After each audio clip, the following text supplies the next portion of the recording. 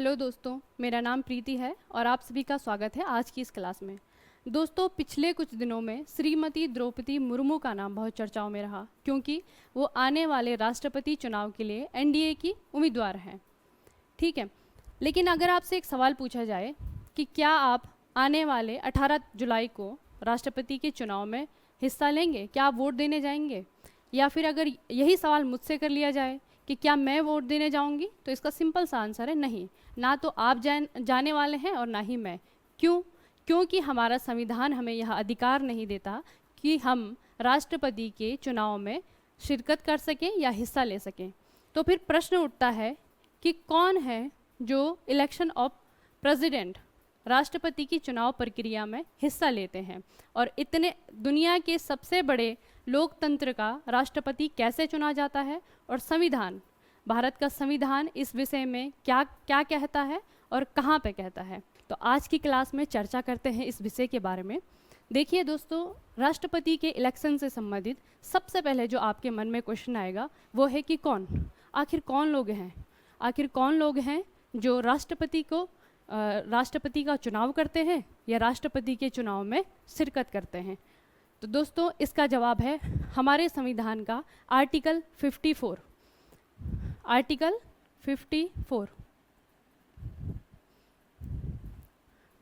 मतलब अनुच्छेद 54। देखिए, अनुच्छेद 54 हमें बताता है एक ऐसी मंडली के बारे में जो राष्ट्रपति के चुनाव में शिरकत करती है।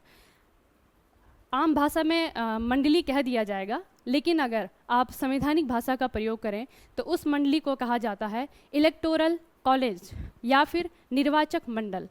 इस निर्वाचक मंडल में कौन आता है? देखिए, सबसे पहले जो निर्वाचक मंडल में शिरकत करते हैं वो हैं राज्यों के विधानसभा सदस्य, या फिर आप इन्हें एमएलए कह लीजिए, एमएलए, और साधारण भाषा में आप इन्हें विधायक। अपने एरिया के विधायक से आप परिचित होंगे, तो ये वही हैं राज्यों के विधानसभा सदस्य, यानी कि मेंबर ऑफ लेजिस्लेटिव असेंबली। अब देखिए दोस्तों, राज्यों के विधानसभा सदस्य, हमारे जिस राज्य से मैं आती हूँ यहाँ के कोई एमएलए होंगे और आपके राज्य के कोई एमएलए होंगे। इसी तरह से भारत में कितने राज्य हैं? टोटल 28 राज्य हैं, और 28 राज्यों के अलग अलग विधानसभाओं के जो सदस्य हैं वो शिरकत करेंगे राष्ट्रपति के चुनाव में। ठीक है, पहला पॉइंट सिंपल सा है। दूसरा पॉइंट देखिए, संसद के निर्वाचित सदस्य। अब संसद क्या है? देखिए, संसद के आपके बेसिकली 3 अंग होते हैं। सबसे पहले है आपका राष्ट्रपति, दूसरा है आपका राज्यसभा, और तीसरा है आपका लोकसभा। देखिए, संविधान में जो प्रावधान किया गया है कि जो संसद का जो पहला अंग होगा राष्ट्रपति का, वो बाकी 2 अंगों की सहायता से चुना जाएगा। तो यहाँ पे जो संसद शब्द लिखा गया है इसका मतलब है राज्यसभा और लोकसभा। तो राज्यसभा और लोकसभा के निर्वाचित सदस्य। अब इस निर्वाचित पे ध्यान केंद्रित करिए। निर्वाचित क्यों लिखा गया है? जो संसद के निर्वाचित सदस्य हैं उन्हें एमपी भी कहा जाता है, मेंबर ऑफ पार्लियामेंट। ठीक है, निर्वाचित पे क्यों ध्यान देना आवश्यक है? क्योंकि एमपी, मेंबर ऑफ पार्लियामेंट, 2 तरीके हो सकते हैं। फॉर एग्जांपल, देखिए, आपकी स्मृति ईरानी है, आप जानते हैं मंत्री हैं, और अभी महिला और बाल विकास कल्याण मंत्रालय संभाल रही हैं। दूसरी तरफ आपकी दूसरी मंत्री हैं जिनका नाम है आपका रूपा गांगुली, आप जानते हैं राज्यसभा से ये भी मंत्री हैं और ये भी एमपी हैं। लेकिन दोनों में एक अंतर है। अंतर क्या है कि आने वाले राष्ट्रपति चुनाव में जो आपकी स्मृति ईरानी है वो तो हिस्सा लेंगी, लेकिन जो रूपा गांगुली है वो उसमें हिस्सा नहीं ले पाएंगी। क्यों? क्योंकि जो स्मृति ईरानी है वह अपना चुनाव लड़के और निर्वाचित हो के आए हैं। उन्होंने जो अपना पद हासिल किया है वो निर्वाचन की प्रक्रिया से गुजरने के बाद उन्हें एमपी का पद मिला है, जबकि जो रूपा गांगुली है उन्होंने ना ही इलेक्शन लड़ा है और ना ही वो निर्वाचित सदस्य कही जाएंगी। ठीक है, तो किस आधार पर रूपा गांगुली को एमपी बनाया गया? देखिए, हमारे संविधान में एक प्रावधान है, राष्ट्रपति अपनी शक्तियों का प्रयोग करके 12 सदस्यों को राज्यसभा में अपॉइंट कर सकता है। ठीक है, तो और ये जो सदस्य होंगे, क्या ये आप हो सकते हैं या हम हो सकते हैं? नहीं, यह जो सदस्य चुने जाते हैं राष्ट्रपति द्वारा, यह जो सदस्य चुने जाएंगे वह 3 क्षेत्रों से होंगे, और यह क्षेत्र है आपका समाज सेवा, साहित्य या कला। तो अभी जो रूपा गांगुली हैं उन्हें कला क्षेत्र से चुना गया है, और वह एक मनोनीत सदस्य हैं। राष्ट्रपति के चुनाव में केवल निर्वाचित सदस्य द्वारा ही वोटिंग की जा सकती है। जो मनोनीत सदस्य होते हैं उन्हें इसमें वोटिंग का अधिकार नहीं होता है। इसीलिए संसद और निर्वाचित इन दोनों शब्दों पे ध्यान देने की आवश्यकता है। दूसरा पॉइंट सिंपल सा हो गया आपका। तीसरा पॉइंट है दिल्ली, पुदुचेरी और जम्मू कश्मीर के विधानसभा सदस्य। विधानसभा सदस्य हम पहले भी पढ़ चुके हैं, तो क्या अंतर है इनमें और इनमें? देखिए, अभी हमने जो विधानसभा सदस्य पढ़े थे वो राज्यों के थे। अब देखिए दिल्ली और पुदुचेरी और जम्मू कश्मीर के विधानसभा सदस्य। दिल्ली, पुदुचेरी और जम्मू कश्मीर यह राज्य नहीं है, यह हमारे केंद्र शासित प्रदेश हैं। आपको ज्ञात होगा कि भारत में 8 केंद्र शासित प्रदेश हैं, यूटीज़ हैं, जिन्हें आप यूनियन टेरिटरीज़ कहते हैं। तो 8 यूनियन टेरिटरीज़ में से सिर्फ 3 यूनियन टेरिटरीज़ को यह अधिकार प्राप्त है कि वह राष्ट्रपति के चुनाव में हिस्सा ले सकते हैं, राष्ट्रपति को चुनने की प्रक्रिया में भाग ले सकते हैं। ठीक है, उनमें से जो सबसे पहली विधानसभा है वो है दिल्ली और पुदुचेरी और जम्मू कश्मीर। इन तीनों को यह शक्ति प्राप्त है। अब आप पूछेंगे कि सिर्फ इन्हीं तीनों केंद्र शासित प्रदेशों को क्यों यह पावर है? क्योंकि सिर्फ केवल यही 3 यूनियन टेरिटरीज़ ऐसी हैं जिनके पास अपनी विधानसभाएं हैं। इसके अतिरिक्त जो भी यूनियन टेरिटरीज़ हैं उनके पास अपनी विधानसभा नहीं है, इसीलिए उनके पास यह अधिकार भी नहीं है। ठीक है, तो आई होप कि आपको जो कौन का आंसर है वो अच्छे से समझ में आया होगा। आपको देखिए सिंपल अगर आपको याद रखना है इसे, तो एक आप एमएलए याद रखिए, एक आप एमपीज़ याद रखिए, और जो दिल्ली, पुदुचेरी और जम्मू कश्मीर के अगेन एमएलए। तो दोस्तों, राष्ट्रपति के चुनाव से संबंधित दूसरा जो क्वेश्चन है वो है कैसे, कि आखिर राष्ट्रपति का जो चुनाव है वो कैसे किया जाता है? क्या सिंपल जैसे आम चुनाव होते हैं जिसमें आप और हम भाग लेते हैं किसी भी प्राइमरी स्कूल में जाके, ईवीएम के माध्यम से एक बटन प्रेस करके जो वोट आप और हम कास्ट करते हैं, क्या वही तरीका आपका अपनाया जाता है राष्ट्रपति चुनाव में? इसका जवाब है नहीं, इतना सिंपल नहीं है, क्योंकि राष्ट्रपति हैं, बड़ा पद है, बड़ी प्रक्रिया है, थोड़ी सी जटिल है, लेकिन आप समझ जाएंगे। देखिए, सबसे पहला जो शब्द है चुनाव से रिलेटेड वो है गुप्त मतदान, सीक्रेट बैलेट। सीक्रेट का क्या अर्थ है? नाम से लग रहा है सीक्रेट, लेकिन कौन सी चीज़ सीक्रेट? देखिए, यहाँ पे जो भी एमपीज़ और विधायक द्वारा जो वोट दिया जाता है, एमएलए और एमपीज़ द्वारा जो वोट दिया जाता है, वह आपका टॉप सीक्रेट रखा जाता है। मान लीजिए स्मृति ईरानी है, 18 तारीख को जाएंगी और वोट कास्ट करेंगी, लेकिन अगर 18 तारीख से पहले अमित शाह द्वारा उनको कॉल करके बोल दिया जाए कि आपको हमारे द्वारा जो प्रतिनिधि उठाया गया है द्रौपदी मुर्मू जी, उन्हीं को वोट देना है, तो क्या ऐसा हो सकता है कि अमित शाह को वोट कास्ट करने के बाद ज्ञात हो जाए कि स्मृति ईरानी ने किन्हें वोट दिया है? तो इसका जवाब है नहीं, क्योंकि वोट क्या है आपका? टॉप सीक्रेट है। मतदान होने के पश्चात जो बैलेट पेपर है, मतपत्र है, उसे सीक्रेट रखा जाता है, उसकी जानकारी किसी को नहीं होती। तो पहला जो पॉइंट है आपका बहुत सिंपल है, गुप्त मतदान। दूसरा है आनुपातिक प्रतिनिधित्व, यानी प्रोपोर्शनल रिप्रेजेंटेशन। थोड़ी मैथ्स वाली वाइब है इस शब्द में, थोड़ा सा भारी भरकम है, लेकिन इसकी जो प्रक्रिया है बहुत सिंपल है। अब इसमें देखिए, एक एमएलए अगर वोट इससे पहले आप जनरल इलेक्शन को जानिए। अगर आप या हम जब वोट करने जब जाते हैं, तो अगर आप एक वोट करेंगे, आप एक पर्सन हैं, तो आपके जो वोट का वैल्यू होगा वो कितना होगा? 1। ठीक है, आपने एक बटन प्रेस किया, उसको जब काउंट किया जाएगा तो 1 ही काउंट किया जाएगा। लेकिन राष्ट्रपति के चुनाव में ऐसा नहीं है। आपके जो एमएलए, आपके क्षेत्र के विधायक जब वोट कास्ट करने जाएंगे तो उनके मतों का मूल्य निकाला जाएगा। अब यहाँ पे खुश होने की बारी है आपकी, क्योंकि आपका इंटरवेंशन हो गया है इस फॉर्मूले के द्वारा। कैसे? जब आपके क्षेत्र के एमएलए का वोट का वैल्यू काउंट किया जाएगा तो उसमें पॉपुलेशन ऑफ स्टेट, जिसमें आप भी हैं, पॉपुलेशन ऑफ स्टेट आएगा, उसे डिवाइड किया जाएगा नंबर ऑफ एमएलएस। अब देखिए हर राज्य की अपनी अपनी पॉपुलेशन है, इसीलिए वहाँ पे नंबर ऑफ जो एमएलए है वह अलग अलग है। जैसे कि उत्तराखंड में जो नंबर ऑफ एमएलए हैं 70, ठीक है। ऐसे ही अदर स्टेट में किसी में ज़्यादा हो सकता है, किसी में कम हो सकता है। तो एक एमएलए की वोट की वैल्यू निकालने के लिए जो फॉर्मूला यूज़ किया जाता है वो है उस स्टेट की population divide by total number of MLAs. Okay, इसके बाद में जो नंबर आएगा उसे भी डिवाइड किया जाएगा 1000 से। इसके बाद में जो नंबर आएगा आपका उसे कहा जाएगा एक एमएलए की वोट की कीमत या फिर value of 1 vote of 1 MLA. MLA की वोट की कीमत आपने जान ली। उसके बाद सिर्फ एमएलए प्रोसेस में नहीं हिस्सा ले रहे हैं, एमएलए के अलावा एमपी मेंबर ऑफ पार्लियामेंट यह भी आपकी इस प्रक्रिया में हिस्सा ले रहे हैं। तो एक एमपी का अगर वोट की वैल्यू निकालना हो, इसमें थोड़ा इजी फॉर्मूला है, उसे देखिए। अभी हमने एक एमएलए की वोट की कीमत निकाली, तो एक एमएलए की वोट की कीमत निकालने के लिए अब देखिए उत्तराखंड अगर स्टेट है तो यूपी भी है प्लस एचपी भी है, ऐसे ही आपके टोटल है 28 state.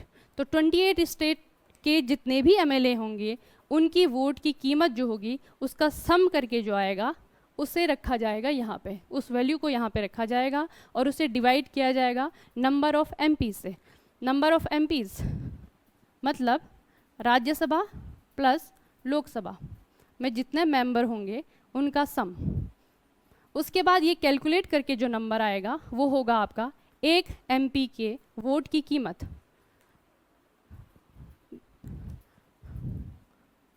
Value of 1 vote. Calculation के बाद जो आपको नंबर मिलेगा वो एक एमपी की वोट की कीमत होगी। वैसे ही एमएलए की वोट की कीमत निकालने के लिए इस फॉर्मूले का यूज़ होगा और एमपी की वोट की कीमत निकालने के लिए वो फॉर्मूला आपका लगेगा। तो आनुपातिक प्रतिनिधित्व प्रणाली का जो उपयोग किया जाता है जनरली वो हमारे रिप्रेजेंटेशन को, हमारे प्रतिनिधित्व को समान समान भागों में बांटने के लिए किया जाता है। तो दोस्तों समानुपातिक प्रतिनिधित्व के बाद जो तीसरा इम्पोर्टेंट शब्द आता है राष्ट्रपति के चुनाव से संबंधित वो है एकल संक्रमणीय मत, मतलब सिंगल ट्रांसफरेबल वोट। इसमें क्या होता है, देखिए जब आपके क्षेत्र के विधायक वोट देने जाएंगे विधानसभा में या संसद वोट देने जाएंगे पार्लियामेंट में, तो उन्हें एक मत पत्र दिया जाता है, जिसे बैलेट कहते हैं। मत पत्र दिया जाता है, उसकी शक्ल कुछ इस टाइप से होती है। अब देखिए ये क्या है, ABCD कौन है, ये उम्मीदवार हैं। ए को आप मान लीजिए, जैसे आप शुरुआत में आपको बताया था द्रौपदी मुर्मू हाल ही में है। दूसरे जो कैंडिडेट हैं आपके राष्ट्रपति चुनाव के लिए, उनका नाम है यशवंत सिन्हा। सिर्फ मान लीजिए, ठीक है, मान लीजिए कि 4 कैंडिडेट हैं ABCD, आपको अब वोट करना है। तो आप वोट कैसे करेंगे?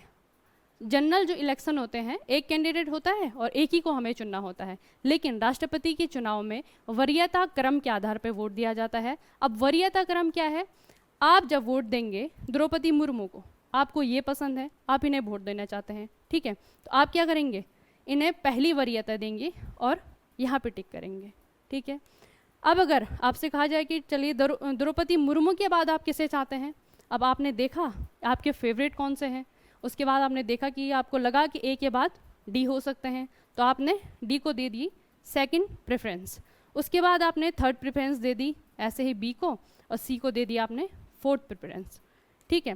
तो इस प्रकार से वोट कास्ट किया जाता है राष्ट्रपति के चुनाव में वरीयता क्रम के अनुसार, on the basis of preference, okay. उसके बाद जब वोट की गणना की जाएगी तो सबसे पहले आपकी गणना होगी फर्स्ट प्रेफरेंस वालों की, ठीक है। इन चारों के लिए अलग अलग पेटी बनाई जाएंगी, मत पेटियाँ ABCD, और अब देखा जाएगा कि ए को कितना परसेंट फर्स्ट प्रेफरेंस मिला है, बी को कितने परसेंट फर्स्ट प्रेफरेंस मिली है, सी को कितनी परसेंट फर्स्ट प्रेफरेंस मिली है और डी को कितनी। अगर इनमें से कोई भी कैंडिडेट 50% से ज़्यादा वोट अपने हिस्से में वोट पाने में सक्षम हो जाता है, अगर इनमें से कोई भी कैंडिडेट 50% से ज़्यादा वोट पाने में सक्षम हो जाता है तो विजयी हुआ उनकी। बल्ले बल्ले, मान लीजिए ए जीत गए, इन्होंने 50% से ज़्यादा वोट पा लिए, लेकिन 50% of what, 50% of total valid votes.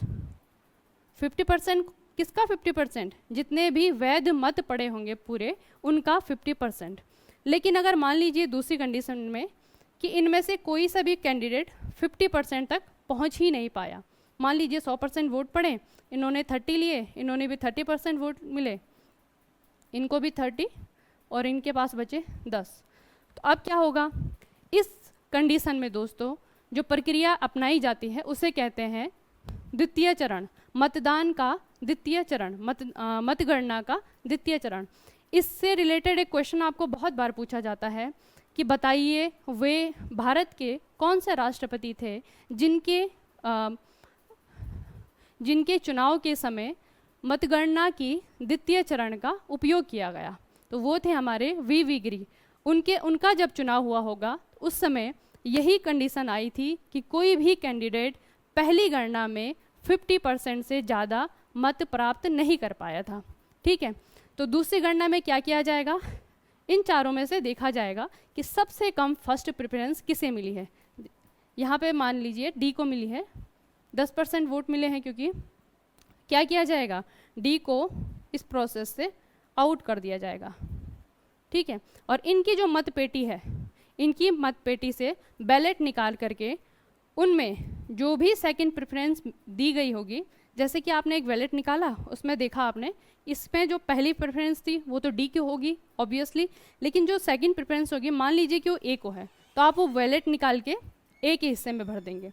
दूसरा बैलेट निकाला, उसमें अगर प्रेफरेंस बी को है तो वो आपका जाएगा बी के हिस्से में, और इसी तरह से प्रक्रिया चलती रहेगी जब तक कि कोई भी कैंडिडेट 50% से अधिक मत प्राप्त करने में सक्षम ना हो जाए। तो इस तरीके से जो भी कैंडिडेट इनमें से 50% से ज़्यादा मत प्राप्त कर लेगा वो विजय घोषित कर लिया जाएगा और भारत को मिल जाएगा उनका राष्ट्रपति।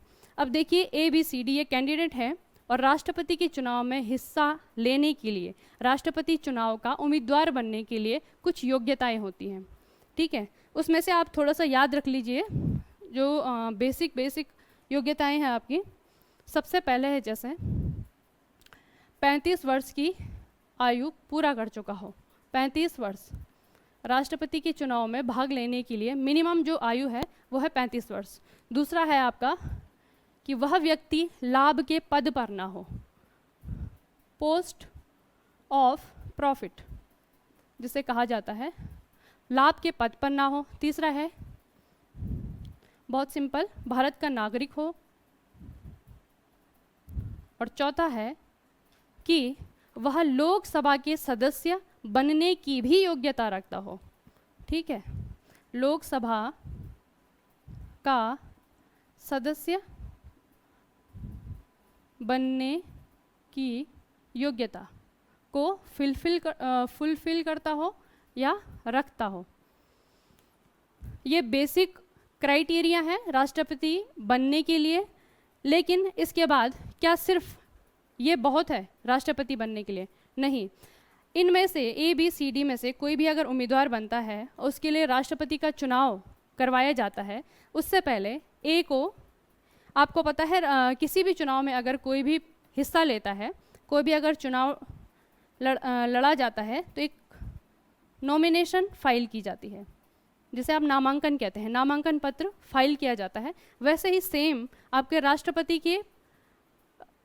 के चुनाव में किया जाता है। अगर द्रौपदी मुर्मू जी को नॉमिनेशन भरना है राष्ट्रपति चुनाव के लिए, तो सबसे पहले वह उन लोगों से जिन्हें इस प्रक्रिया में हिस्सा लेना है, राष्ट्रपति चुनाव में भागीदार होना है, उन लोगों से स्वीकृति प्राप्त करेंगी।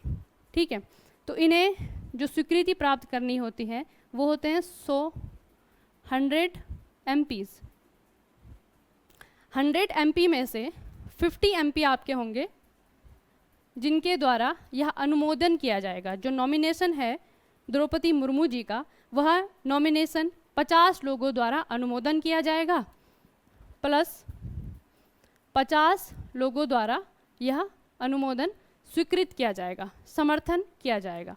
ठीक है, तो ये क्राइटेरिया है, ये आपके बेसिक रिक्वायरमेंट है राष्ट्रपति पद के, राष्ट्रपति बनने के लिए। और राष्ट्रपति पद का चुनाव लड़ने के लिए आपको नॉमिनेशन में 100 जो MP हैं, 100 मेंबर ऑफ पार्लियामेंट है, उनका समर्थन ज़रूरी है। तभी आप नामांकन पत्र भर पाएंगे और तभी आप चुनाव लड़ पाएंगे। तो उम्मीद है दोस्तों राष्ट्रपति चुनाव के प्रति आपके दिमाग में जो भी क्वेश्चन थे वो क्लियर हो पाए होंगे। और आपको ये वीडियो पसंद आई है तो इसे शेयर करिएगा, और इससे रिलेटेड जो भी आपके रिव्यू होंगे वो आप कमेंट सेक्शन में लिखिएगा। टिल देन पढ़ते रहिए, बढ़ते रहिए। धन्यवाद।